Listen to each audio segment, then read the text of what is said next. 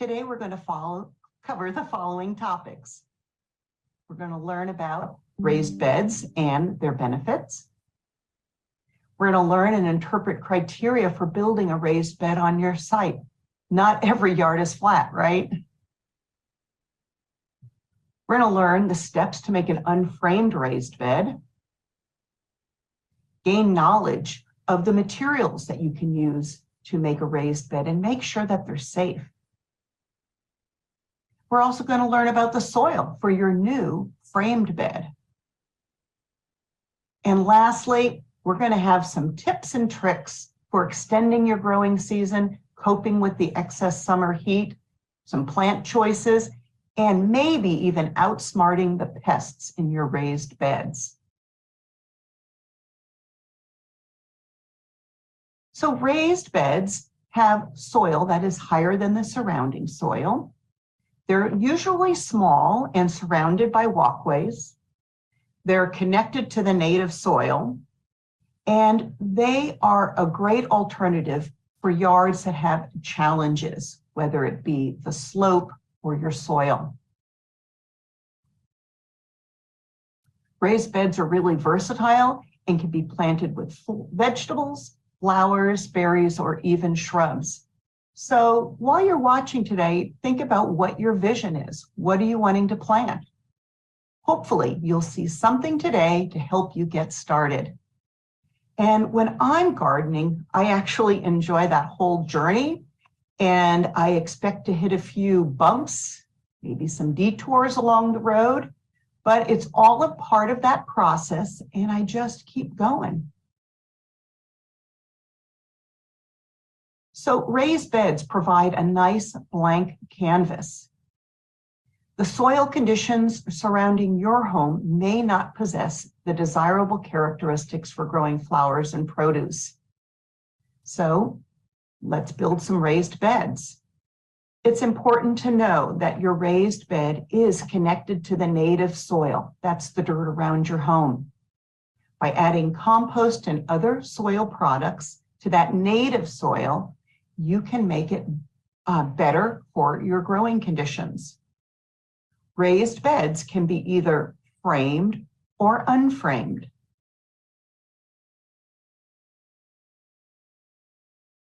There are lots of benefits to raised beds.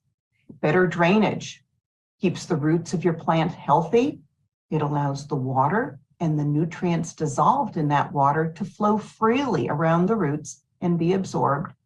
And that's used for better plant growth, more flowers, more vegetables. The raised beds also help with warming your soil earlier in the season. So that means you can plant a little earlier in the spring and extend it later into the fall. With a better growing environment, you'll enjoy better harvests. Also, a raised bed really allows for easier planting, weeding, and even wheelchair access, so everyone can be gardening. In this photo, you see the smooth ledges on the raised beds provide a place to sit and tend to the flowers, as well as the weeds. Did you know if you have raised beds that are 20 inches or higher, gardeners are more likely to provide close attention to the pests, weeds, and the water needs, just because of that easier access. Raised beds provide nice structure. The defined beds make it easier to plan. On the right is an example of a planting app for raised garden beds, or for any garden bed, actually.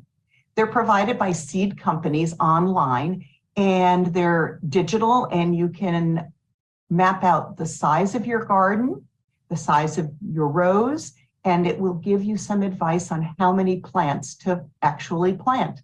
I like to keep track of it from year to year because it helps me with remembering my crop rotations.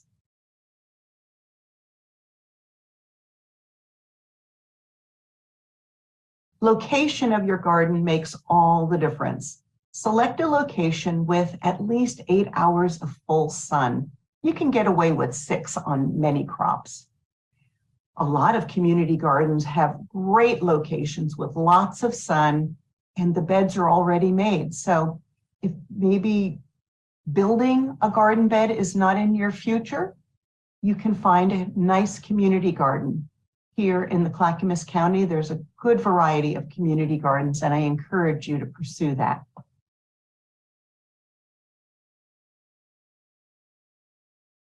It's very important to consider your garden location and also the orientation of it, meaning how does it sit on the property, north, south, east, and west.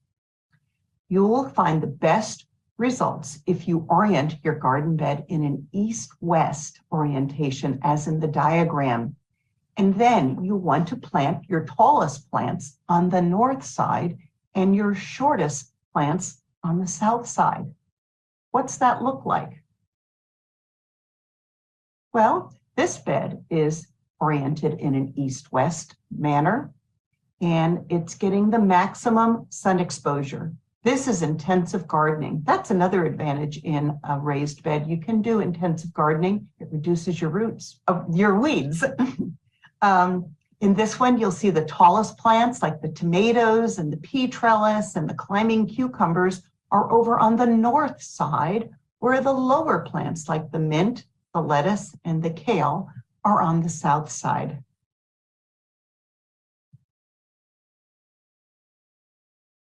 There's actually not enough time in this webinar to go over all the plant choices for your garden bed. Included are excellent resources to help you pick the best vegetables for the season, the size of your garden bed, and your sun exposure. You can plant almost anything in a raised garden bed. However, there are some limiting factors.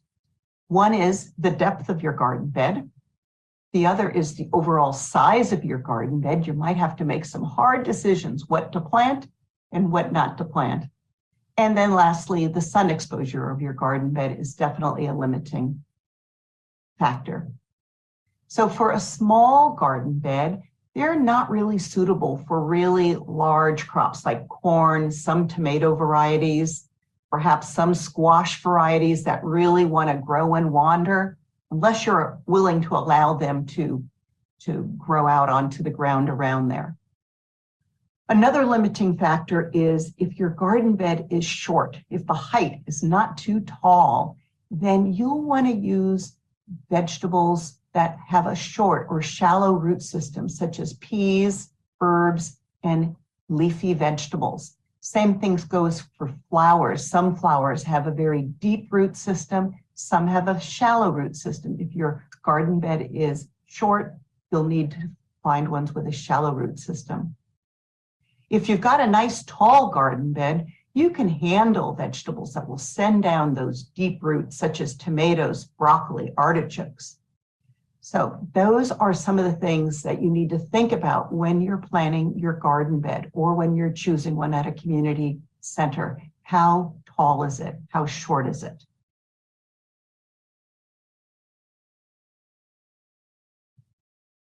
An additional benefit of a raised garden bed is to utilize sloped property with terracing beds like the photo here.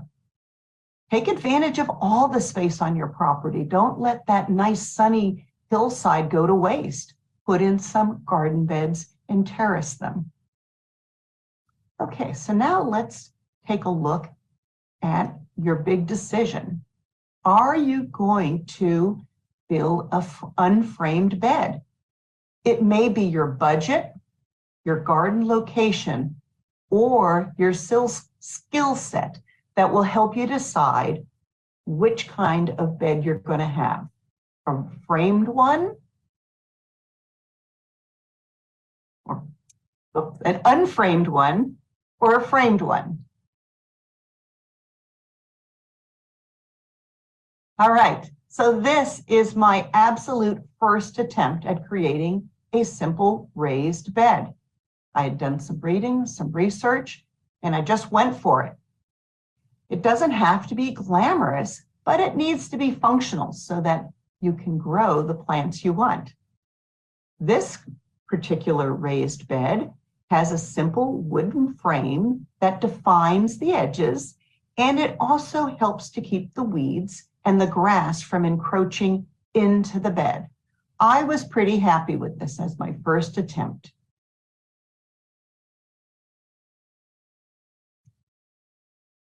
So there are steps in planning a simple raised bed, and these steps actually are for unframed as well as framed. You'll want to mark out the perimeter of the garden. You'll want to remove persistent weeds and large rocks. You'll want to turn or fork the area at least 6 inches deep. So even if you're adding a kit that is for a framed bed, you still need to get in and dig up the soil and get the weeds out so that you have a nice growing area. Okay, for an unframed bed, you'll want to mix in 3 or more inches of organic matter. You want to make sure that those beds are marked with stakes and placed at the corners. And then lastly, you'll dig out the walkways and smooth the top. Let's take a look at the next slide. That will really give you a good visual. Here we go. So in our area here, we have clay soil, and it's often a reason for failed crops. So your answer is a raised bed. So I like this schematic by Eric at OSU for creating a raised bed. You select your area, you dig down 6 inches, you add a layer of compost and perhaps a fertilizer. This is a good time for just a even fertilizer with nitrogen. Blood and feather meal are really good options. Then you mix all that more organic material in with that native soil. And then at this point, you add another layer of the native soil. Notice this right here. This is where we've dug out more of the soil in the pathway area, and you put it on top. And then add more organic material. The next step is to work that into the underlying soil. And that can be done with a couple of different tools. My tools of choice for digging that in is this broad fork outlined in white, or the garden spade that's outlined in black. Although this schematic shows a rototiller, the new science is actually encouraging narrow vertical column channels, not the corkscrew action that you get with a rototiller. The science behind this is because we want to preserve the various layers of good microorganisms in that native soil. If you disrupt it too much, then your soil isn't interactive and you lose your balance. Here's what an unframed garden bed looks like in the process. You can see organic material being added here. Now it's starting to change that color. It's looking good. Here's a little trick. This 2-step method of digging helps to save your back and your spirit. So what you do is you have your garden bed staked out. You dig down first 3 inches, and then you come back again and go another 3 inches for a total of 6 inches. If you try to go straight down to 6 inches, it's very tiring and you may be discouraged. So try this trick. Another tip is the construction. Once we get into framed beds, it's very important to use screws and blocking in the corners. If you don't, as in the photo on the left, you'll notice that the boards start to warp, they start to push out and fall apart. And once your garden bed is filled with the soil, it's really hard to get back in there and make those repairs. So be sure to remember to use your corner blocking. So here's the good, the bad, and the ugly. On the far left, you've got good construction of the garden beds. Yep, they've got that corner blocking and they've got screws. In the middle, we've got bad construction. They used nails and look how it eventually just pulled apart. And then just maintenance. A lot of people think, well, I've built my garden beds, I'm done. No, it takes maintenance. So be aware when you make a framed garden bed, it's important to check it each spring. Check your corners. Do you need to sink a new screw in there just to give that extra oomph so that your garden bed stays sturdy and growing plants?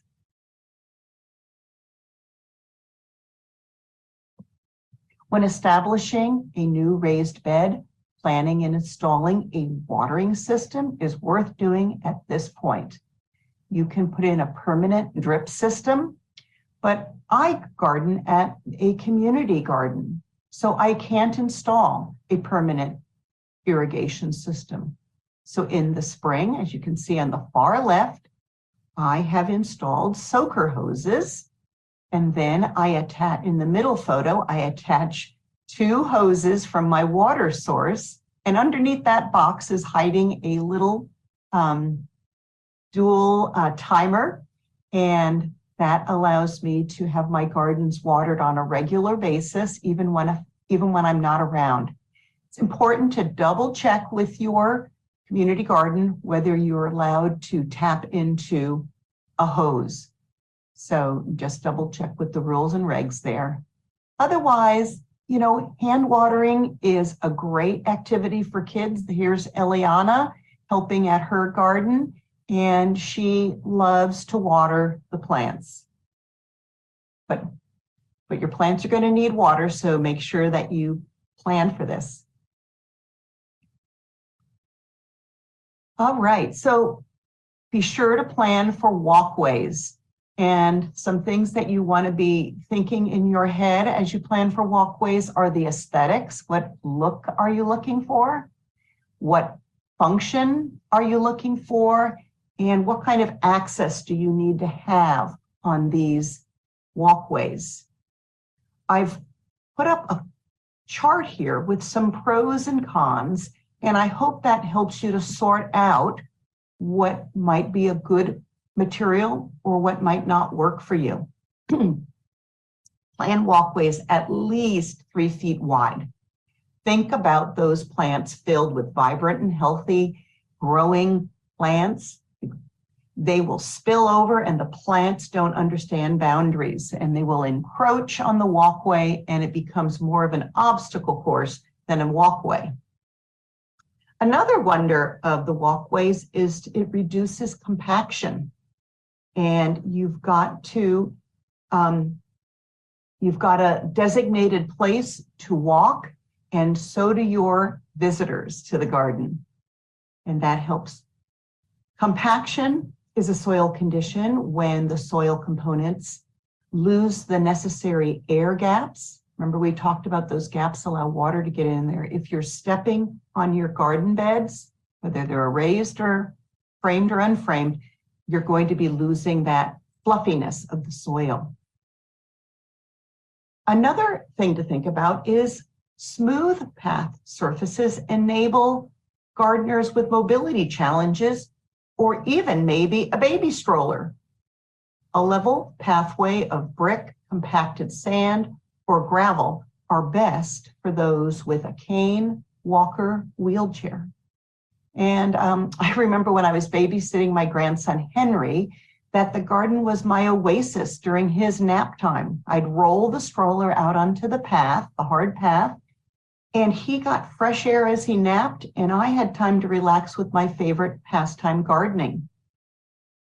Another thing is if you're planning to use a wheelbarrow often, your path material needs to warrant that mobility, so it doesn't go too well in very loose gravel. but it might work well on grass, might work well on wood chips that have been laid down nice and flat. So walkways are aesthetics, function, and access. Lastly, I garden all year long in my raised bed, and so I really like the wood chips because it allows me to get there during the wintertime when it's really wet. It's not too muddy. It's pretty easy on the feet. So here are some nice examples of walkways. You've got grass, brick, and even rock. All right, so choosing the materials to build your raised bed may be based, again, on your budget, the aesthetics that you're looking for, the function of that bed, and perhaps even the availability of the materials in your area. And the chart here points out some pros and cons of many materials available in our area. A word of warning: when it comes to repurposing wood or buying wood, please be cautious and be informed. You don't want dangerous chemicals leaching into your soil. Using a 6 mil plastic liner is a good and an immediate solution to create a barrier on any wood that is questionable. Make sure to have the plastic make contact with the wood. And again, don't put the plastic on the bottom of your raised bed. You need contact with the native soil.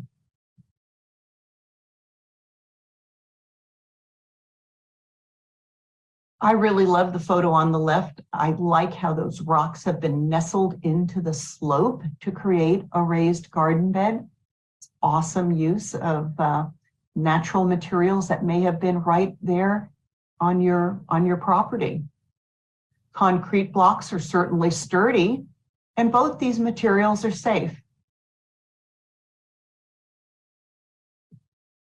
Poured concrete is an option. It's pretty expensive, especially if you can't do this handiwork to create the forms, but it's certainly something that is going to be permanent and don't have to worry about any loose screws. The culverts here are another nice material. And notice this gravel walkway that's firmly packed. That's great. These garden beds over here are 36 inches tall. They're nice and high, and they offer lots of options for gardening.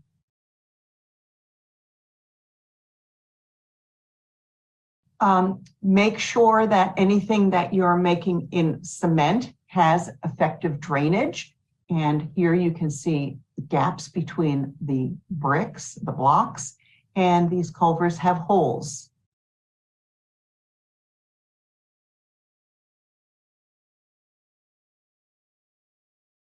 So there are lots of kits out there. Some are really great. Some have excellent hardware included with them for your corners.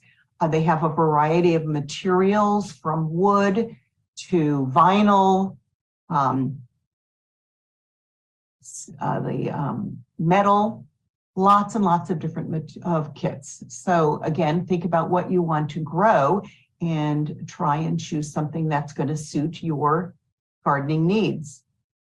This kit is specific for potatoes, and potatoes need to be tended differently with soil and compost added throughout the growing season. So this tall garden bed with a hinge allows for that care and then the harvesting of potatoes. And yeah, growing potatoes may not be the most economically sound crop to grow, but it sure is fun to harvest, and it engages gardeners of all ages.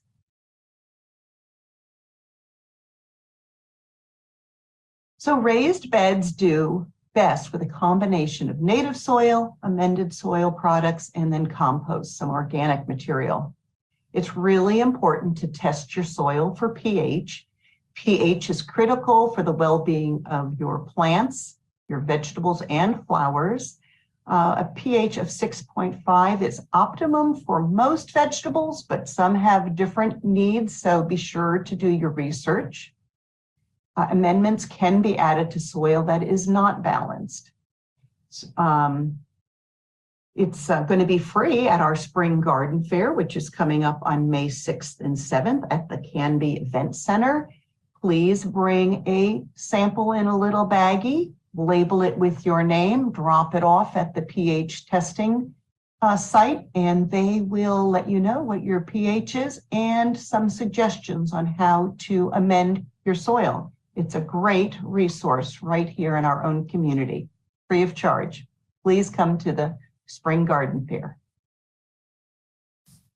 So another soil-related issue is very critical to think about is not working your soil too early in the season. That's especially important this spring where it's been very wet and it's been very cool. It's been really cold. So what you want to do is you want to do a soil squeeze test or squeeze test. And all that means is grabbing a scoop of soil, squeezing it real tight. If you see water dripping out between your fingers or it stays in a really tight ball, you need to wait. Again, we're talking about soil structure. By working it when it's very soggy, you disrupt the structure of the soil. However, in the photo on the far left, you see my gloved hand. I've grabbed some soil, and when I opened it, that soil kind of crumbled apart. That's when you want to work your soil. All right. Last soil thing to remember is soil temperature. Plants are sensitive to soil temperature. Some like it cool, some like it warm. So cool crops such as peas and kale can tolerate a soil temperature in the low 40s. But warm crops, or crops that will be planted well after Memorial Day, like tomatoes, squash, and cucumbers, want both warm soil and warm air. There is a wonderful resource chart that talks about air temperature and soil temperature that you can access for your crop needs. It's here at the end of the webinar. Okay, this is a question I get all the time. How much soil do I need in my raised bed? Well, for those of you who forgot your geometry, it's some pretty simple multiplying. You get your overall garden bed measurements, the length, width, and height. You multiply them, length times width times height, for your cubic feet of soil. And on bags of soil, or if you're having soil delivered, you tell them how many cubic feet you want. Now, remember, we talked about incorporating some of that soil into the native soil. So if you want to have extra soil delivered so that you can put your 2 inches of organic material on top of your native soil, then you want to add 2 inches to the overall height of your garden bed. So you can see how it changes. 2.5 feet by 7 feet by 2.2 feet equals 38.5 cubic feet of soil. So those are some calculations that if you are making a new garden bed, you're going to want to do before you go to the garden center. So these arch-shaped hoops are called hoop houses, and they do very well with both framed and unframed raised beds.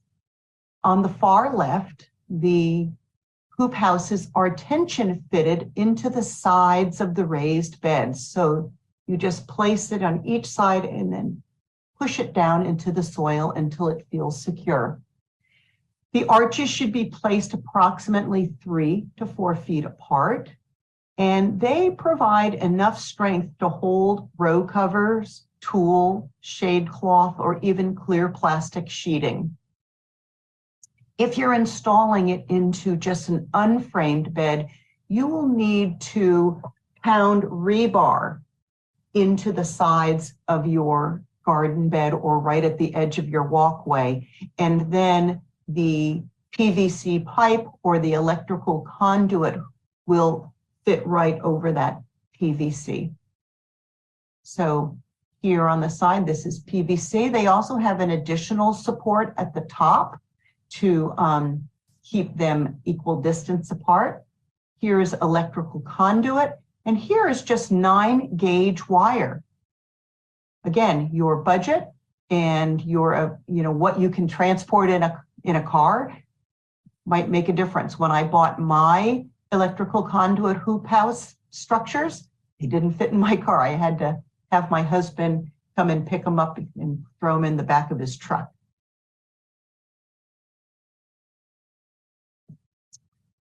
Okay, here are my raised beds, and they're easily outfitted with row cover. This promotes warmer soil and protection for young plants, and it's always a treat to take a peek under the row cover. On the left-hand side, you can see my winter garden. I used the row cover on top and then some plastic, and that plastic sheeting just allows a little bit more light energy to get into the plants. Row covers are kept on with a variety of different clips for the electrical conduit right here. These are tube-shaped clips that can be purchased commercially, or you can make your own out of PVC pipe by cutting it in half. That's really time-consuming. Again, what materials you have, your skill set, those things might make a difference in what you choose for your raised bed. All right, I did some research because people say, well, which row cover do I need? So on the far left, this is a lot of information. You can go back over it. There's different weights of the row cover, and those different weights will protect your crops at different temperatures. The pros of row cover are really great. They can help reduce the amount of ultraviolet rays that get to your garden. That's great in the summertime if it's just we're into a really hot period. They can also help keep pests out if they're properly installed. They can protect against wind. Those row covers have been great for my garden this spring because we've had hail just about every other day. So my plants are in great shape. They can protect against birds or a barrier, against insects.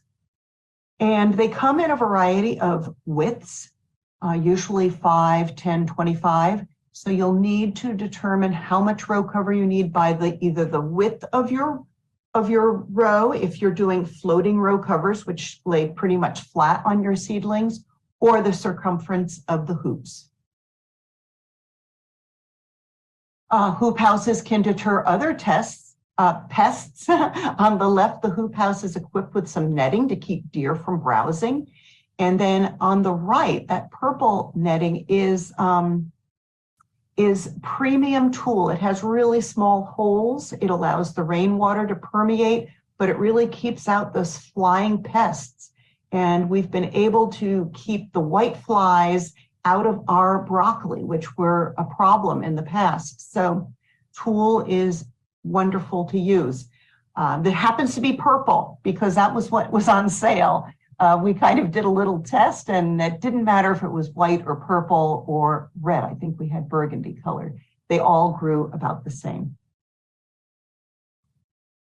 So the harsh heat domes that we've experiencing have caught many of us flat-footed. What are we going to do?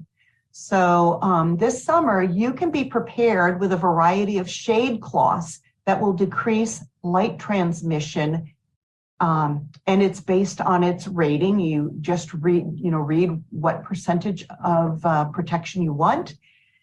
The net is designed for external coverage on shade on hoop houses, on tunnels, and even for your greenhouses. It's really important to allow for a clear flow of air. So opening the ends of your hoop houses so that the air can flow through there. That's another way to keep the heat down and protect your plants. The nets prevent irradiation damage in plants and fruits and reduces heat in greenhouses during those hot days. So these are some options. Other tips for off-season. On the left-hand side, I work at a garden where we produce vegetables for food banks. And one option in the winter is we apply a 4 mil black plastic. In the off-season, it controls weeds. It prevents the pounding and compaction of the soil. Our soil warms up earlier in the spring. One negative is it impedes on gas exchange. So it might have some impact on your microorganisms, though the sides are open on these sides, on either side. And so we haven't had problems, but it is, the science tells us that black plastic will impede gas exchange.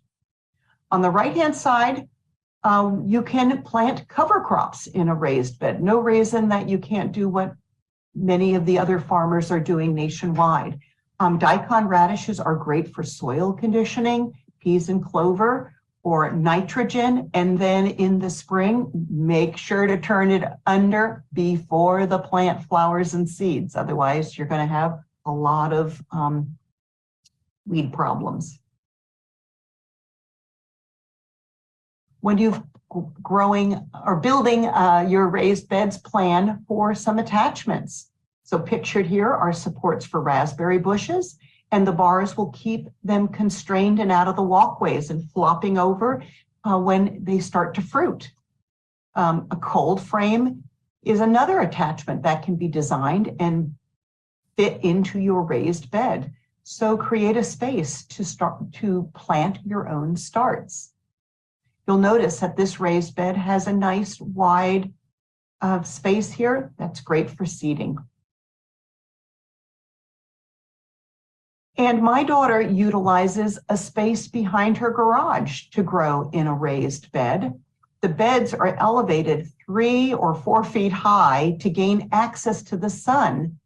And then once she had these wonderful beds made, she had lots of vegetables growing. The squirrels discovered them. So her husband is an engineer, and he came up with a way to keep the critters out. So sometimes you just have to persevere to get that harvest. But don't, find a place to grow and do the best you can. The garden bed on the top is up against a building with only access from one side. So you do not want to make your garden beds too wide. 2 feet is sort of the max if you only have access on one side. On the bottom, the raised bed is accessible from all sides. So this raised bed is 6 feet wide because people can usually reach about 3 feet. And on the far right is my granddaughter, Eliana, planting seeds. Look how easily she can just stand at the edge of the raised garden bed, focus on the trench to plant the seeds. A bed that is raised is less likely to be trampled than when there are adequate pathways. So the ultimate benefit for me is harvesting fresh vegetables and flowers to share with my friends, my family, and my community. I suggest that you experiment with unusual varieties, not always accessible at the market, but don't forget to plant some of your favorites. It'll keep you going. And the tips and tricks are science-based. They're not magic. So think about what is your plan, your location, the orientation. Fit it on your site. Account for walkways. What's going to be your watering system? How about how much soil do you need? Also account for building materials and the tools that you'll need to build that. And then finally, some attachments. It's time to write an action plan now. And when writing up an action plan, you want to answer each of these questions with a specific, measurable, and achievable response. Be realistic. So as you progress down the list, be realistic with your budget and your capability. It's okay to start small. Think back to my first raised bed. It was a humble little 3x5 patch that launched my love of raised bed gardening. Here are some of the resources which I have talked about. Again, when you go to cmastergardeners.org, all of these things are available for free. There are also publications that are available at the extension. Each one of these is outstanding to help you be successful. Growing Your Own is one of my go-to publications. I suggest it to all my friends, and my grandchildren even have their own copy. They've printed it out. It's fairly hefty. You can just use the online version if you want. And if you're going to plant vegetables, take a look at the table for planting vegetables. It's very thorough with vegetable varieties and planting guidelines. You know, even one of the charts has suggestions. If it's a family of 4, how many tomato plants will I need? How many green beans should I plant? That's important information. And I love the little monthly gardening calendar. It just kind of keeps you on track. You print it out, you can see what's coming up. And as you complete the tasks, you can tick it off and feel good about these. And I think that's about it. Hi, Priscilla. Hi there. Very inspiring. And, you know, it's such a perfect time for you to present raised bed gardening that people are so interested in getting out and growing their own vegetables. I loved it. My first question is going to be a test of your recall. Someone wanted to know, in one of the last photos between raised beds, there was something on the ground, but on the path. Do you happen to remember what was between those raised beds? And it went by too fast for me to notice. It looked like it might have been. Was it wood chips, or it might have been the burlap bags? Burlap bags are a nice. That's what I think it was. Yeah, I think it was the burlap bag one. It could look very tidy. It was a very tidy look. And of course, you do want the spaces between your raised beds to be weed-free and tidy and easy to travel over. So thank you. Yeah. That's the first question. But I like it permeable too. So yes, absolutely. Yeah. Okay, let's talk soil. We had many soil questions. So we're going to talk some soil. A lot of people, when they get their raised beds, think they need to go buy bags of compost or bags of potting soil to put in the raised beds. Yeah. Please clear the air about what kinds of soils you can put in your raised beds. So you should definitely have some of your native soil in there.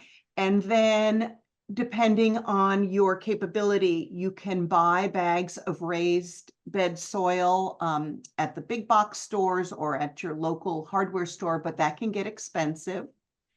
It was interesting. I recently did some research on raised bed soil, and I went to one of the local landscaping companies that has, you know, rocks and all sorts of things. And they had soil for raised beds. And what I thought was very interesting was this particular company told me what percentage of it was organic matter, what percentage was sand, what percentage was other dirt materials. And that was really helpful. So when you have soil delivered, that's another task. I mean, if you're moving a couple of yards of soil, then that means you are probably going to want a wheelbarrow and some friends. So, the more friends, the better. Yeah. So when you're a party, soil in, figure out how many cubic feet you need.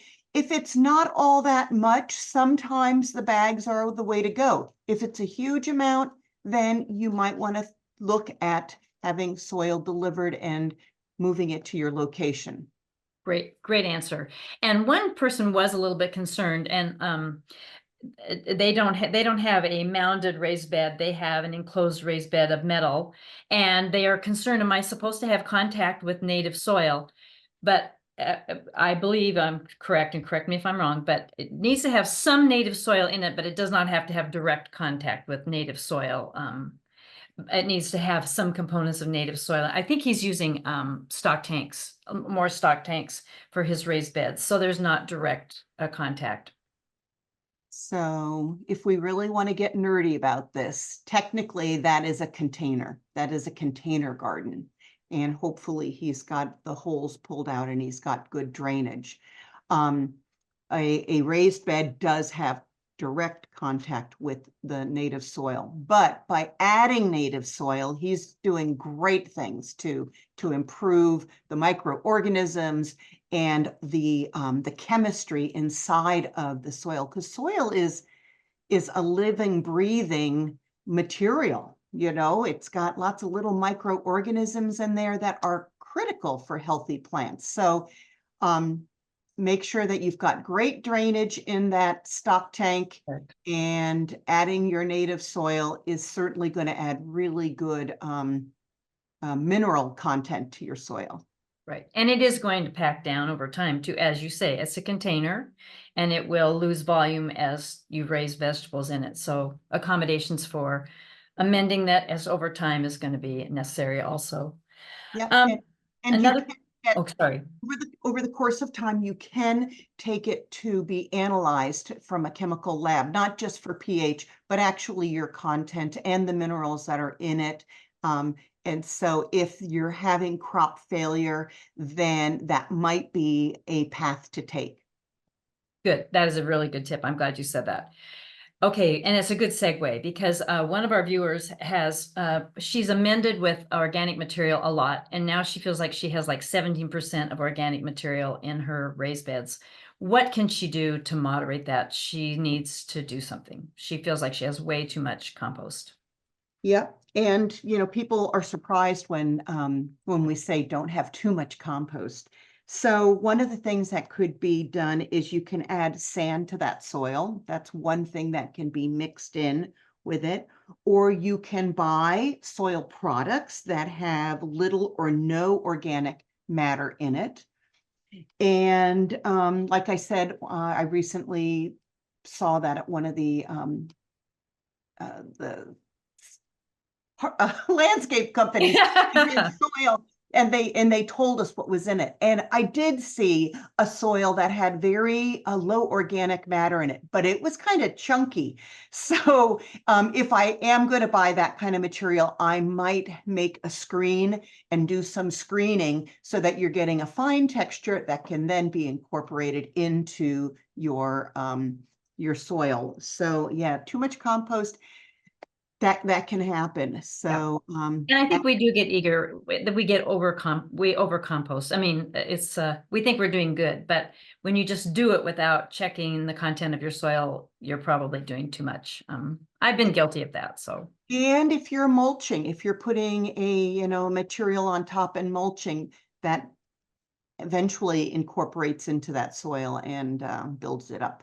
So but it was a good question. Thanks for that question. Oh no, they are all really, everyone asks such really great questions. And regarding those landscape companies that provide soil, I know early on in my gardening, they came and they went, okay, do you want 3-way, you want 2-way, you want 4-way, you want, and I went, whoa, back up and let me know. So they were very good at telling me what was in the soil. So do your homework, ask them questions, they're prepared to answer. They are prepared. A couple depth questions. When you first started talking about raised bed gardenings and saying that they can be different depths, one person would like you to define what you consider to be a short or versus a tall raised bed. Sure, that's a really good question. So when you're like when you're putting upside, say you've bought a kit and your kit is 6 inches tall, that to me would be on the short side. I mean, even if you dig down 3 to 6 inches before you place the kit on top, that is going to be a shallow root system. So that would be your leafy greens like lettuces. You know, you could probably do radishes. But when you're talking about plants that have big tap roots that want to go down deep, 6 inches or shorter are considered small. And then a medium one I would consider, and again, remember we're 6 inches into the dirt. So the soil, the wood on the side or the blocks are going to be 6 to 18 inches. That's going to be medium. And you're going to be able to do some really nice gardening in that and putting in beets and turnips, other things that have those tap roots. But that's still going to be a little iffy for tomatoes. Good. Glad you said that. Yeah, tomatoes, broccoli. Broccoli has an amazing root system. If you wonder what holds that plant up while it's, you know, creating those heads, it's the root system. So yeah, tomatoes and broccoli, even my kale, which I usually grow every other year. So when I pull out my kale plants, those roots are huge. So tall is going to be, I'm going to say 24 inches and moving up. And that's the same as if you want to plant in a container. You're not going to plant a tomato in a little short 6 to 12 inch, 18-inch pot. You're going to put it into a nice 5-gallon size pot. So glad you mentioned the tomato because that came up. Yeah, that helps. Very clear. I think you did a really nice job describing the various crops and why you need the depth. And plus, when you have it very tall, much easier. You don't have no bending over. If it's 24 plus inches tall, then you have a nice garden to reach. And the higher the raised bed, scientifically, the more often they get weeded, believe it or not. No, I do believe that. They're just a lot more appealing. Okay, so another question. This was I thought a good one. So if you're just going to do a raised bed in the soil, not use wood or metal sides, what difference does it make how high it is if it's just native soil that you've mounded up? So that whole process of digging the soil out, loosening it, adding organic matter, and then adding more, like you actually dig out either side of it and you mound that on top. What you're creating is a nice opened soil situation where you've got air gaps, and those air gaps are super important for allowing the microorganisms to live and survive, to allow water to filtrate down through, and also help develop the roots of your plants. As your plants develop bigger and better roots, they have the capability of absorbing more nutrients and growing. So that mounding accomplishes all of those things that are going to give your plants a fighting chance to grow and thrive. Hope that helps.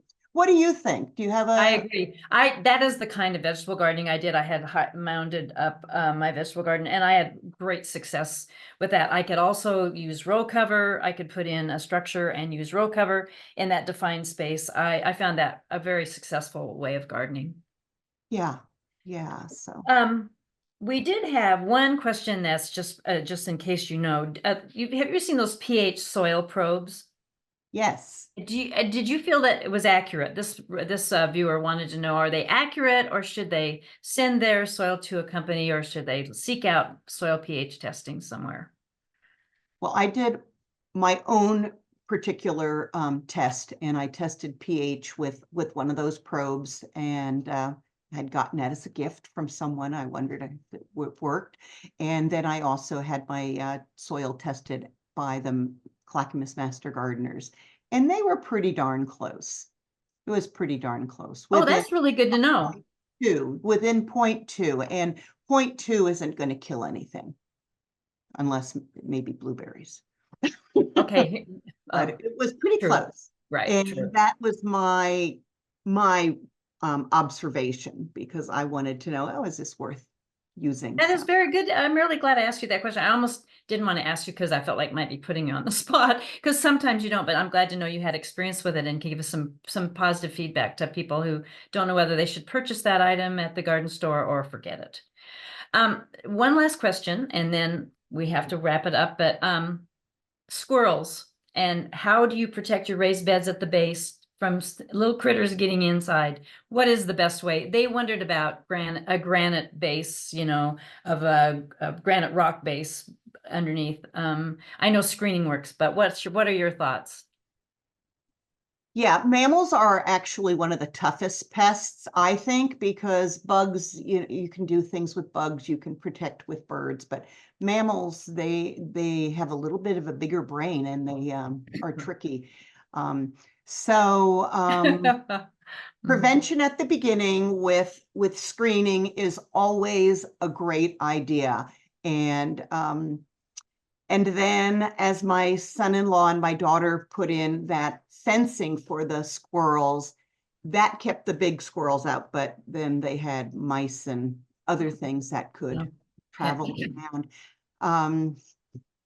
And there This is what are some people use nutshells, is it the hazelnut? hazelnut shells. And that sometimes is a discouragement, but and Fighting I critters is an ongoing problem. a barrier, whatever barrier you can do, if you can put netting around, that is really going to stay put and not be too much of a nuisance for you to get into your garden. That's Right. the thing. Yeah, you don't want to keep a barrier that will keep you out of the garden. That is not optimum. Right. Excellent session, Priscilla. Thanks so much for answering those questions. I'm sure everybody was delighted to have the answers. Happy gardening to everybody. Yeah, get out there, get growing, All and right. come to the spring garden fair. There'll be starts there, and there'll be Free soil pH in testing. person. We will That's be right. there. All right. See you soon. Okay, bye-bye. Thanks everyone for tuning in.